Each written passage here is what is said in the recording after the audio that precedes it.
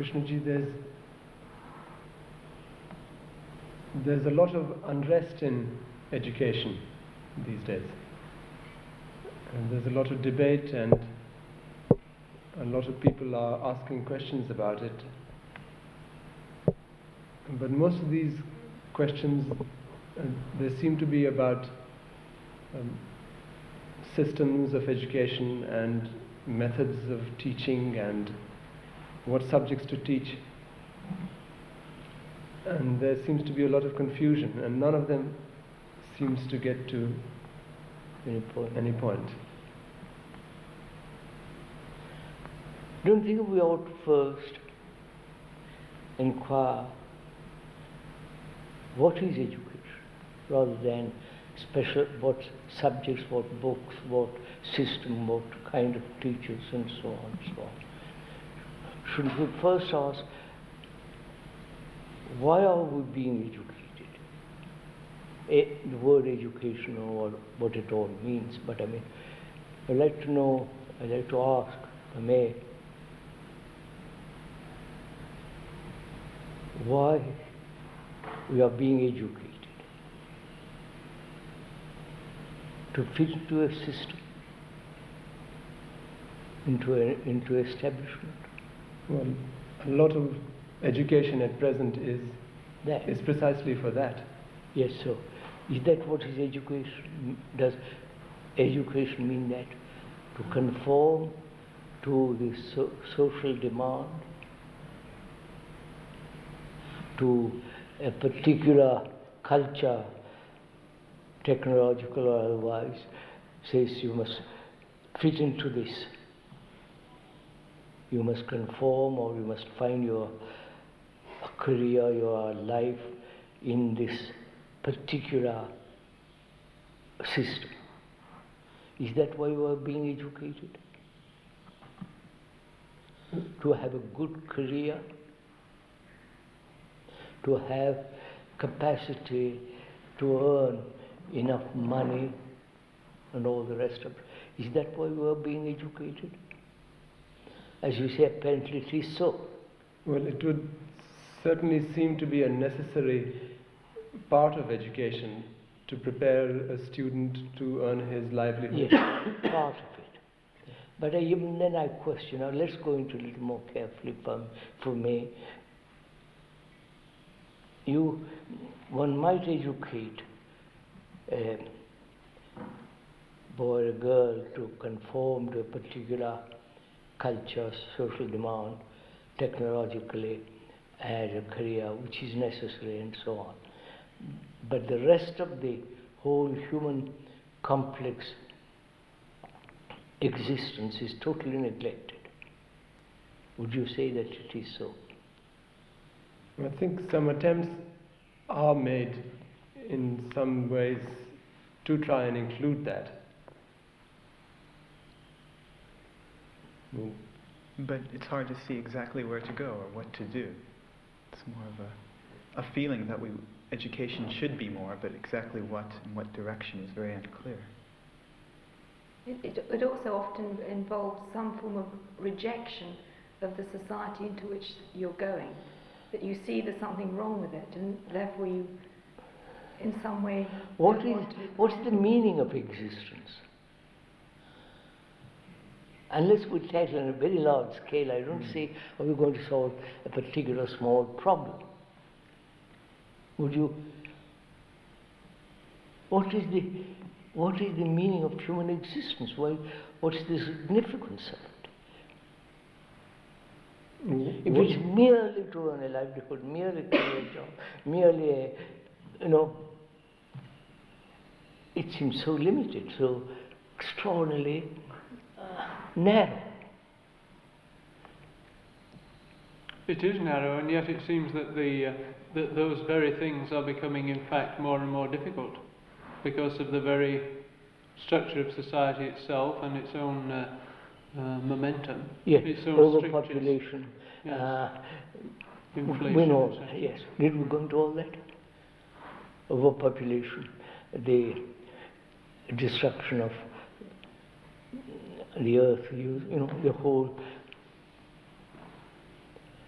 ecology and this, everything. Is that why we have made life so narrow and limited?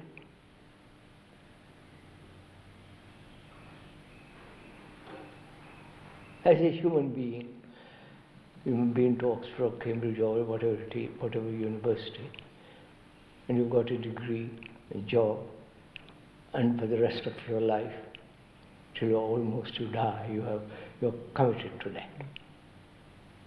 Because you have a responsibility for your children, for your wife, and all that. So, is that all? Apparently that's all. And, or if you are slightly inclined to be religious, you go off and pop into a church occasionally and say, I believe in God, and get on with it. Is that what why you are being educated? It's about all that is happening at the moment. It's about all that is happening at the moment. I know that's what's happening.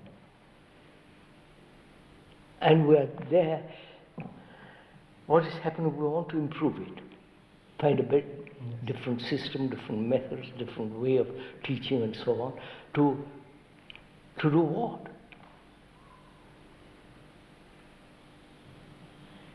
It seems that education should be a preparation for the whole of life. Whole of existence. Instead of merely limiting it to earning a livelihood. I should have thought any serious man who is concerned with education, he is concerned with the whole of existence of man. Man as not an Englishman, a Frenchman, or an American, or as a human being.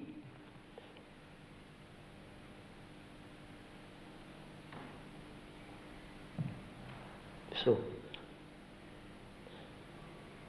Caesar, I think as religion has declined in the West and generally, universally, often the solutions that are sought among teachers, particularly a younger generation of teachers, are generally speaking political.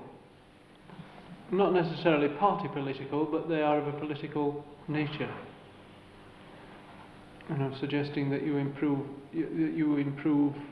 the world by adopting a certain line, or you have a non-authoritarian approach to the actual task of teaching, and out of that possibly something better will happen. In other words, you try not to frighten the student, or not to dominate him, and in a sense challenge the values of the society you are in, which are consumer values, sometimes going to the army, almost generally having some kind of career. That's all, we're saying the same thing. But this seems to be the level at which it functions. And are we challenging, in this meeting, are we challenging this whole approach to life? I think we are. I think we are asking whether it's possible in a school to educate for the whole of existence rather than just... Yeah, and is that possible? And is that possible, yes. Because part of the problem is we haven't been educated ourselves for the whole of existence. I understand We're caught that. in the trap ourselves. I understand that, but as an educator, how do you approach this problem?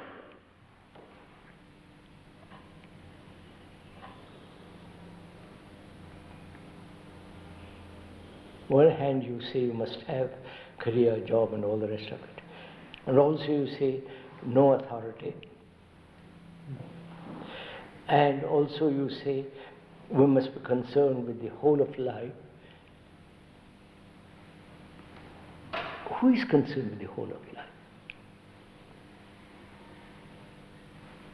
Not the politician, obviously. No. Nor the priest. Not even them. No. Huh? Not the priest. Certainly not the priest. Nor the army, nor the engineer, nor the priest. Nobody is concerned with the whole of life. Or are they?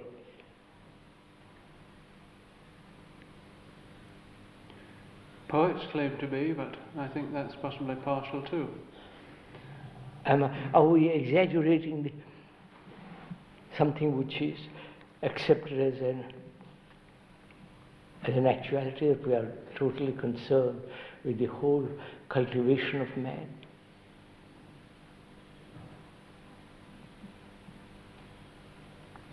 If we are, what shall we do?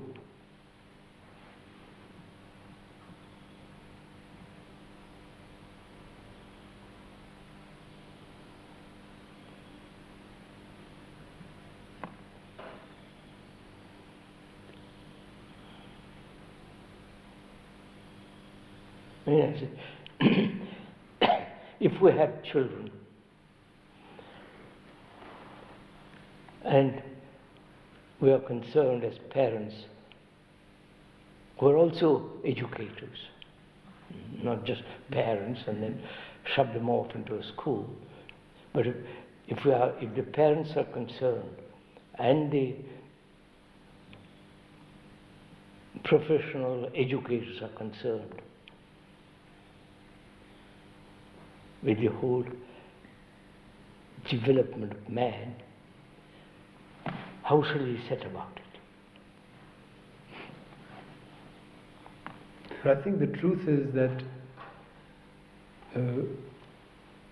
we, the educators, are not always concerned with the whole. Obviously not. Because we have our immediate responsibilities, our own jobs, our careers to look after, and all the problems that beset us.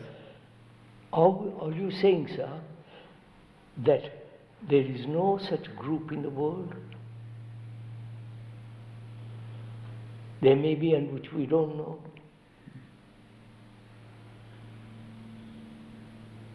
Now, with the whole of life, I mean,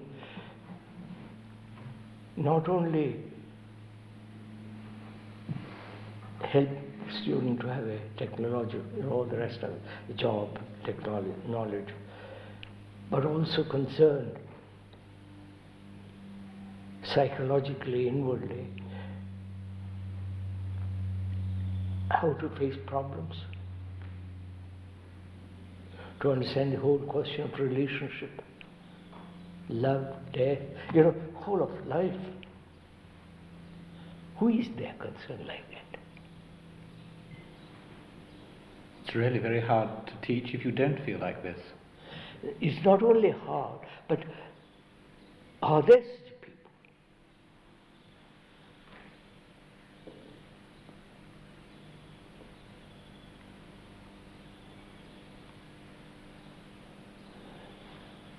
And if we are such people, what shall we do?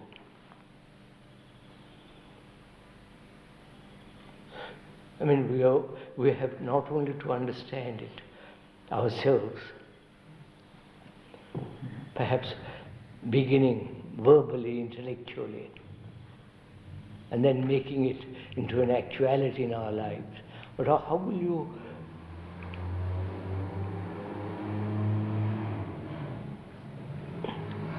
help the student to come to this, to the understanding of whole of life? Because he comes to you conditioned. He's only concerned with a job, with a career, passing exams. If they don't want to pass exams and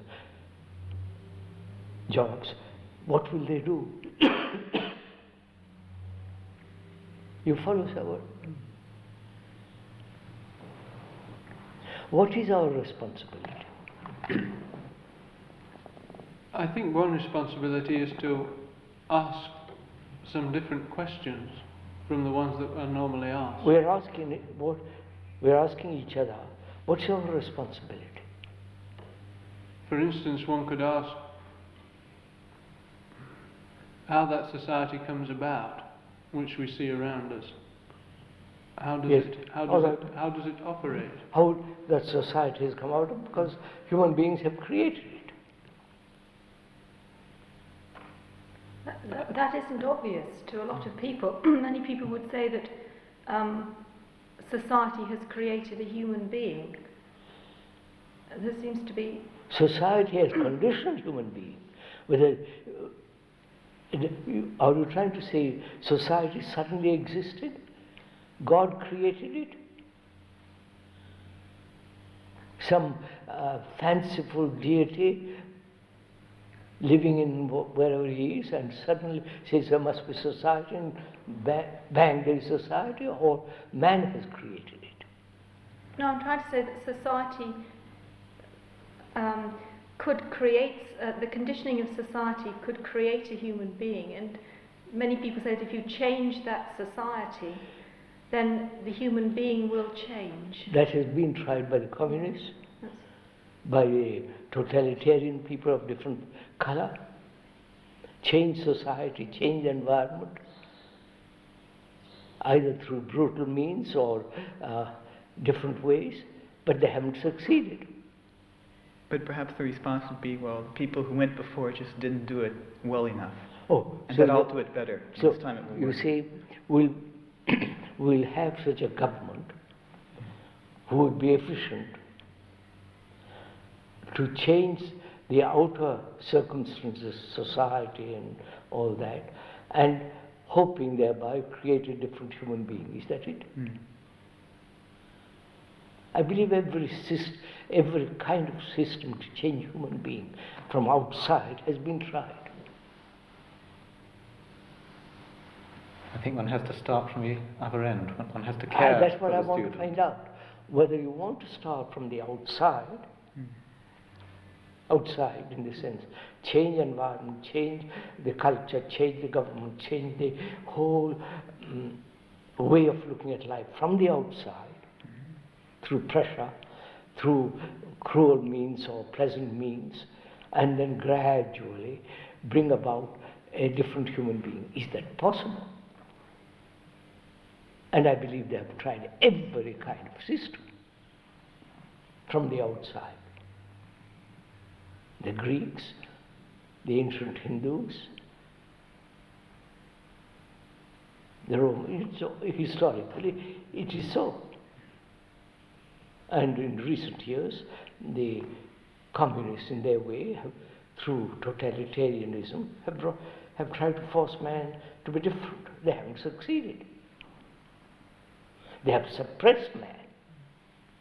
They have suppressed human beings to conform to a pattern. But there are always the dissidents, and you know the whole history of all that. So, that's what I want to find out. Are we trying to change the human character, the condition of man from the outside? Which is called education in a different way, right? Yes. Or, if it's not from the outside, is it from inside? Inside the sense, inside the skin, psychologically, inwardly. But there's also been a to- movement of late. People Yeah. have tried all kinds of things, turned to gurus, Oh, turned yeah. to psychiatrists, turned to...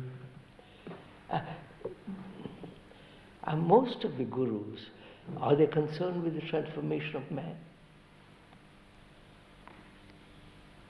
Well, people seem to believe they are. Are you sure, sir? What do you mean, sir, by the transformation of man? Huh? What do you mean when you say transformation of man? To free him from his condition, from his problems, from his tortures, from his anxieties and despairs and depressions and fears, all the suffering. Have gurus tried this? Or have they said, follow this, you will achieve something or other? Well, they've claimed that they can free you from this kind of thing. They've said, come to me, follow me, do what I say, and I can remove all your suffering. That means accept authority. you reject authority educationally, here and you accept authority. I don't know if I'm explaining myself. Yes, that happens. But we ought to try and look at what comes about when you begin from the other way on, That's what I want to go which is into. starting with the person you have in front of you. Can we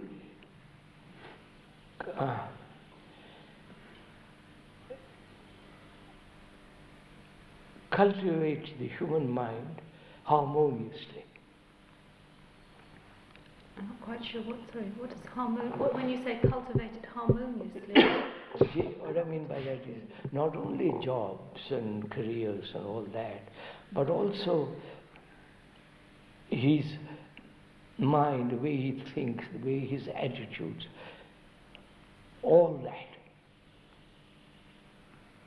So that he doesn't have a partial the view of existence. two streams go together. The outer as well as the inner. Or must they everlastingly be kept apart?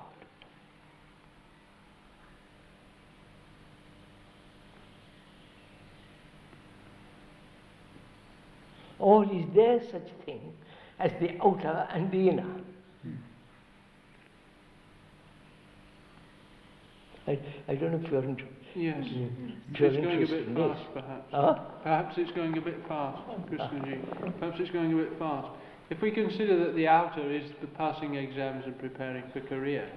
Career and living a life of constant struggle. What relation does that have? What relation does that have to an education based on care, affection, psychological understanding, etc., the things we've mentioned? Can these two go together? Are they? Yes. That's what I'm asking. Or this division is artificial. Is it? The outer and the inner. Or are they? There is no such thing as division, but it's a constant moving outer and inner. I don't know if I'm making myself clear.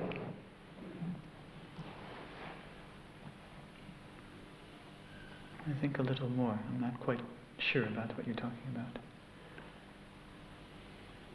We have divided life as the outer and the inner. Mm-hmm.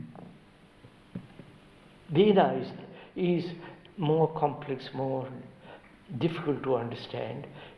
And so we're giving much more emphasis to the outer. Mm-hmm. The outer being security, physical well-being. I'm not saying we shouldn't be. Physical comforts, the whole commercialism, production, all that's going on in the present world. With their terror, with their tortures, with their wars, everything. That's the outer.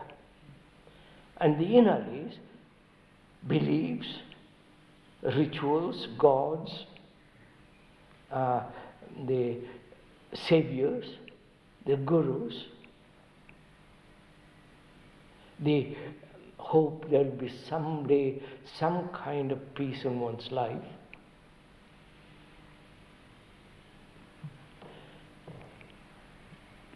So we have these two. Is that part of the inner life of a student? No. The student is only what? When the student comes to you,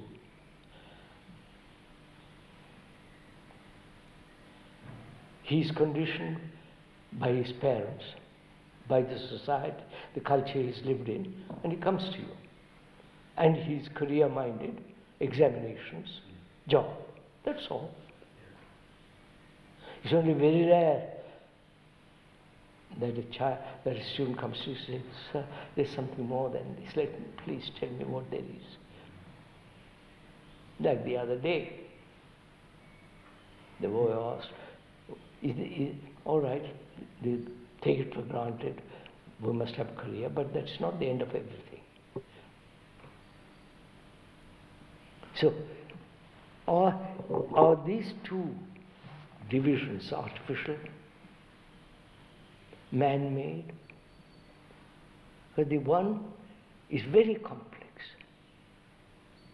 apparently very complex, put it that way. The other is fairly systematized. One wants security, physical security. And so that has been the urge right through history, if one is, that there must be physical security first. Feed me and we'll think about God afterwards. And there are the others who say, think of God, be with Him, and everything will come right.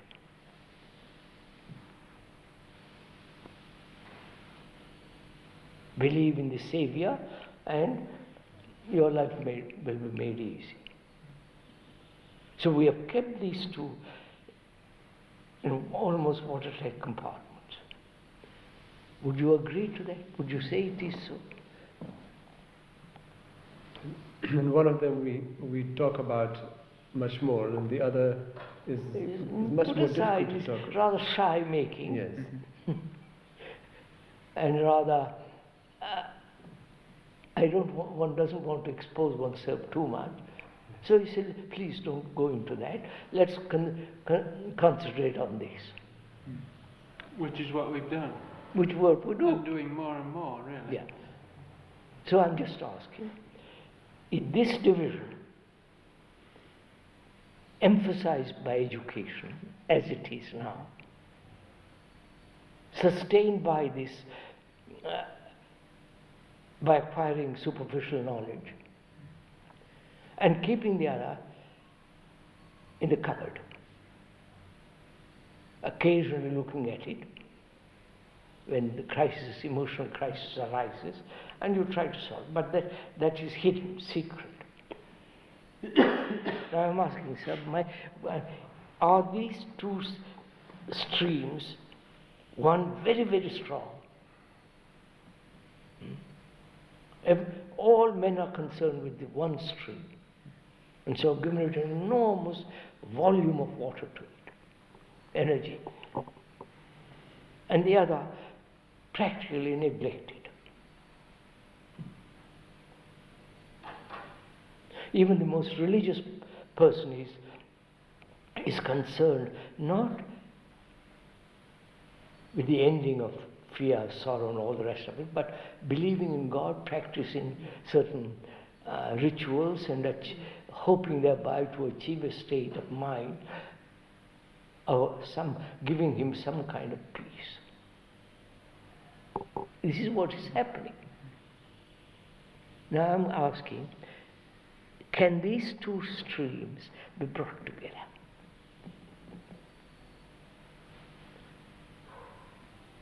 Surely that's the purpose of education. Not to keep them apart. Why do you see it as necessary to bring these two streams together? But that's also my life. How the suffering, the agony, the doubt, the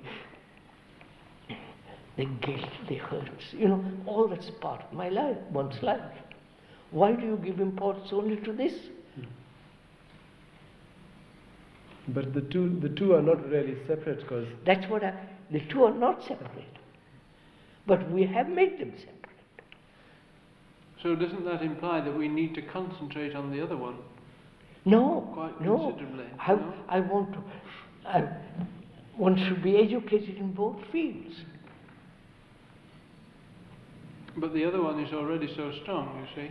It tends to dominate the other. So, what will you do? If the educators were concerned and feel their tremendous responsibility that the two must be brought together, find out if they want it first. If they do, then what shall we do together?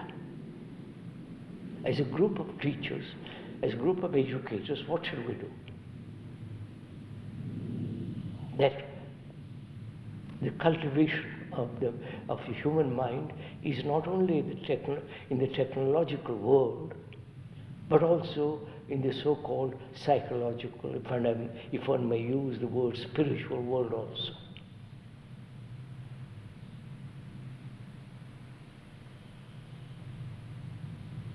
And probably the organized religious people say that's what we are trying to do. Right? That's what they say, but No, that's what they would say that. Therefore, one has to go into the whole question of what's religion.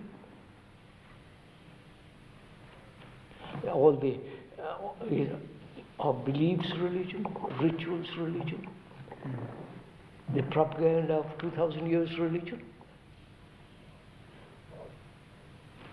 Well, that is what is understood as religion normally. I think you'd have to contrast that concept of religion, or that statement about religion. You have to counter it. You have to find out whether it's accurate or false, or invented by the priests. So you're introducing another element, which is really some kind of psychological inquiry or Revolution. discussion among people as to what is the nature of things. Yes. Which is What a is which the is a nature different element. of the psyche? What is the nature of a total human being as it is now, and whether that total human being can be transformed, can be changed. After all, you have a student who comes to you ignorant, a mathematics system, whatever it is, and you educate him so that he has a different mind at the end of 10 years. He's either a mathematician, engineer, or physicist, and so on, so on, so on. You take enormous trouble to do that.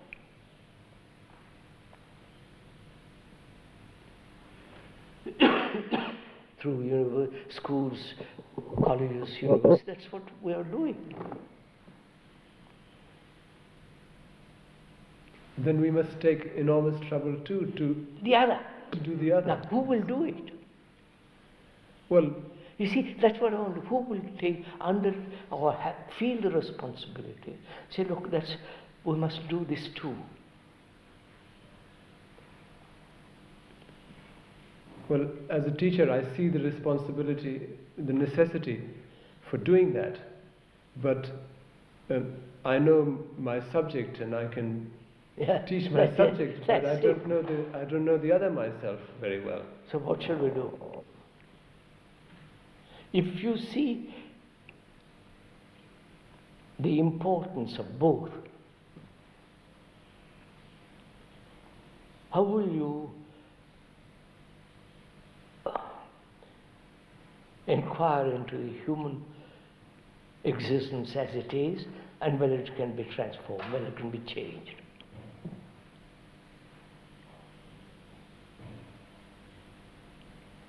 I should know that is education. Not merely cram the student with a lot of facts about this or that, but also how to live without problems, without suffering, without fear, without the agonies they go through. So you need to start really paying attention to your actual life. Yes. One day after another, as well as going to classes. So as an educator, can we do that? If the educator is not living that, is not himself involved in his own understanding his own life, and he gets up and talks about the other, and the students obviously spot you as being rather shady.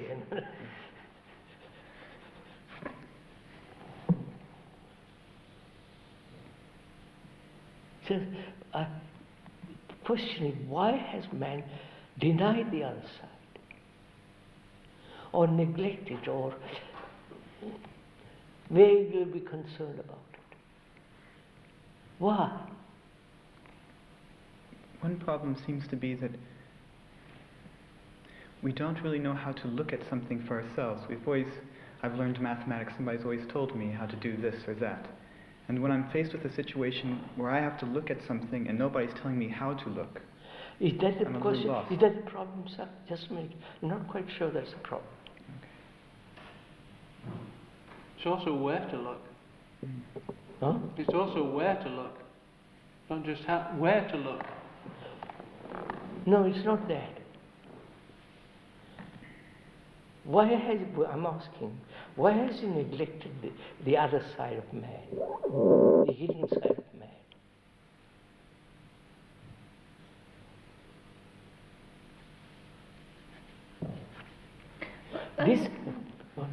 Earning a living has become tremendously important. It seems the most important thing. That is security. Some sort of security. We'll call that hold on security, physical security. And he's asking, give me psychological security and I will go after that. Rather, educate me to find total security psychologically, and then I'll accept it. Is that it? He's seeking physical security. All human beings are, in one form or another. And if you assure man that there is also security inwardly, then he might pay attention to it. So I'm asking, is the whole pursuit of man to be completely secure in both areas?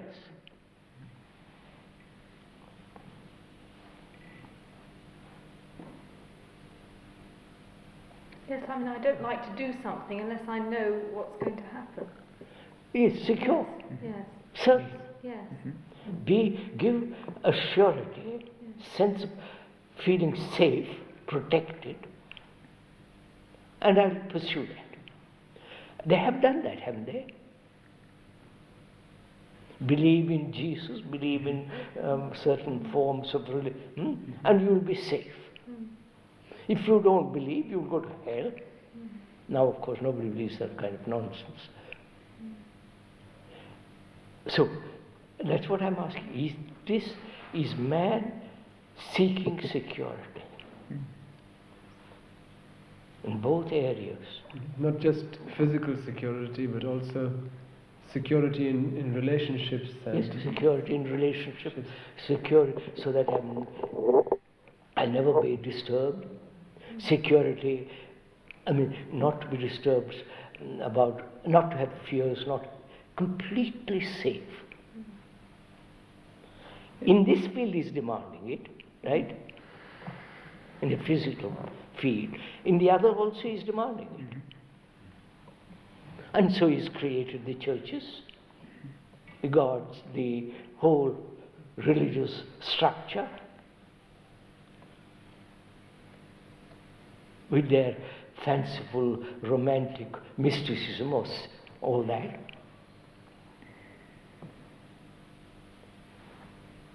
Is that what man is seeking? And therefore, if you as an educator says, I will give you security there, completely, in your relationship will be safe. You'll have no psychological problems. You'll have no fear, no anxiety, no guilt, no sense of being hurt. You'll understand death and so on and so on. Then he will follow that. Can we really do that for? That's what I'm asking.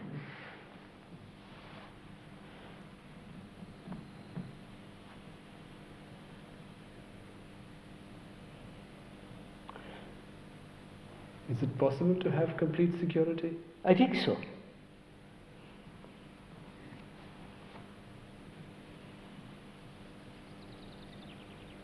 But then aren't you offering me the same thing? Huh? Then aren't you offering me the same thing by No, saying no. that? No. First of all, I question the whole urge, structure of security. Is there security in this field? In the field of technology, in the field of career, in the field of having jobs, and so on, so on. Is there security there? No. No? And there's a kind of security, but it brings with it its own dangers. Its own problems, its own mess, Yes. which is not security. Security means to be perfectly safe. Right? Perfectly protected, not disturbed. Say I have a job and nothing is going to happen. No wars, because the moment there's war, I'm lost. Well, that nobody's going to take my job from me. So, but we want it there, and we're not finding it there. Governments change, inflation, every form of dishonesty.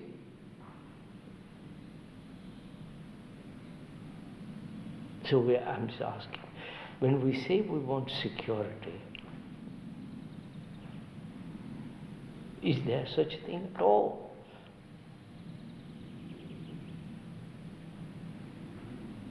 As long as we are, as we call ourselves Englishmen, Frenchmen, and keep it isolated, keep ourselves isolated as divisions, nations, and so on, races, we are not secure.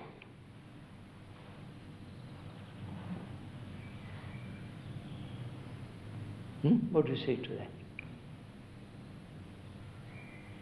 Because I want to be secure in England, as an Englishman, if I'm an Englishman, or an Indian, or a Japanese, whatever it is. I want to be secure in my jobs, in my work, physically. And the solutions that are sought also tend to be bigger, but of a similar kind. For instance, like a European Parliament or European nation. In the meantime, when that comes into being, in the meantime, I go through agony, fears, uncertainty.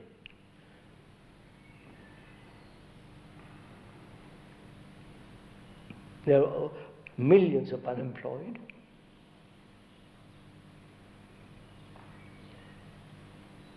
I'd like to get back to the question of the teacher in a school meeting a student who is the product of the society, but who is not aware that he is the product So I of the have to society. help him to be a product of the society. Or show that he is a product of the He is, obviously. Yes, but he probably doesn't see that. No, big one. He probably doesn't realise that. He doesn't. As an educator, it's my responsibility. That he's the result of his father's whole generations past, with their particular form of society, handed down through tradition. And also the present society with its own violence, etc. Yes, sir. So he comes conditioned, and the teacher comes conditioned, right? So they're both conditioned. Both conditioned. At present, not realizing both are conditions, blind leading the blind. Well, if one realizes he's conditioned, he's only partly blind. Huh? It's partly, but being partly blind isn't. Not much good, but it's better than being totally. Like saying partly sane. Well, we are partly sane, aren't we? Partly, Yeah. and therefore being partly sane, the great insanity takes place. No, apart from all this, what shall we do as educators? What's our responsibility? So we're saying that it seems that the main concern of humanity is with security. When the student comes, his parents, they're thinking of what he will do in the that's right. future, what security for their... For them, the parent is thinking security for them. Yes, And the security is career. yes. But then the career turns out not to be security. No. Because there's uncertainty, Yeah, there's all kinds for of... one job there are 1,000 people. So is it possible? So I'm questioning, when man is seeking security, whether there is such a thing at all. Maybe temporarily you're secure, if you have a bank account, if you have good, great piece of the earth, perhaps you're secure. But even then, there's always encroachment, there's taxes, there is... Yes, earlier you raised a question as to whether one might be completely secure. Yes. Could we look at that? Look at yourself. What do you say? What makes us insecure? Division. Division of people into races, classes, nationalities. I am a Jew, you are an Arab. But This division, we seem to encourage this division. huh? We encourage this division. In schools, there's competition, there's... Naturally, sir. Because we're so... Each person is concerned with his own security. And that security that security is through small groups, large groups, identifying with one country against another, which eventually breeds wars. We never say, look, we are one human race. For God's sake, let's all work together and create a different world. So trying to find one's own security makes everyone insecure. Look at it, what is happening. The politician wants to be secure in his position.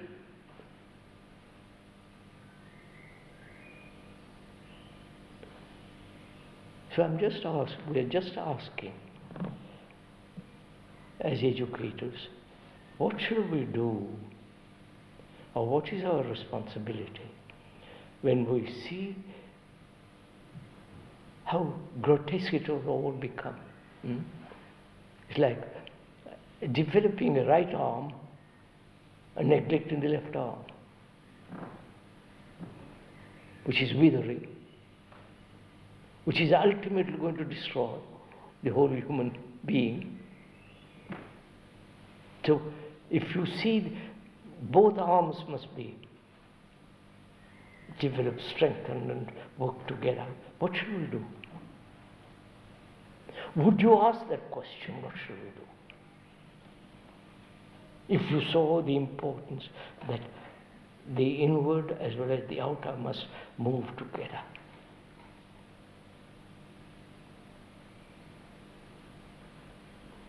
I would certainly bring some deliberate attention to bear on it. Beg pardon? I would certainly bring some deliberate attention to bear on it, spend some time with it, talk about it, even understanding it imperfectly myself, because of the crucial nature of it. Can you do that, sir? Will you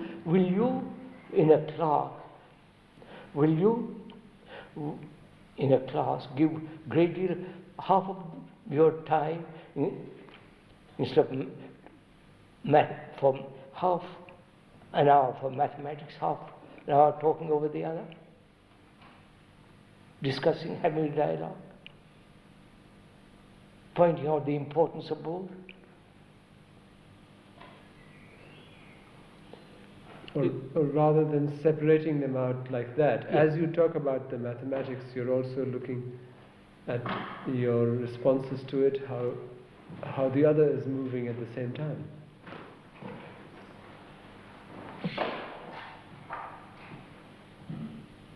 Now I'm saying something more, sir. Will you, in your class, or when you're, whatever you're doing as an educator, give time to this? Isn't it rather artificial, though, to divide the class sort of half into And the subject? it may be and half artificial. into something How will you else? do it? Will you do it at lunchtime? Well, surely, as Haas suggested, that by the very working together at a subject, you're also working together with the relationship of the student and you. It's not just working on a subject. That means you have established a relationship with the student. Huh? Yes. Have you a relationship with the student? That means relationship being concerned about his dress, the way he walks, the way he talks, the language he uses, his cultivating his taste, manners, politeness, the whole of it, to help him not to be free, to help him to be free from fear and so on and so on. Are we doing this?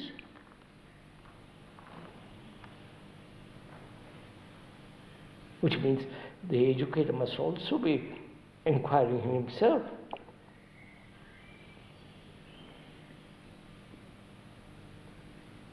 Or is this also vague and uncertain and doubtful? When the educator himself is conditioned to one way of life.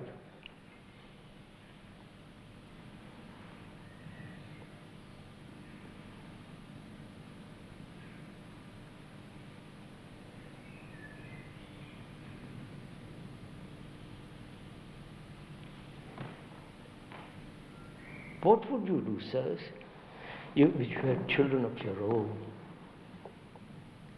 After all, students are your children. What will you do, actually?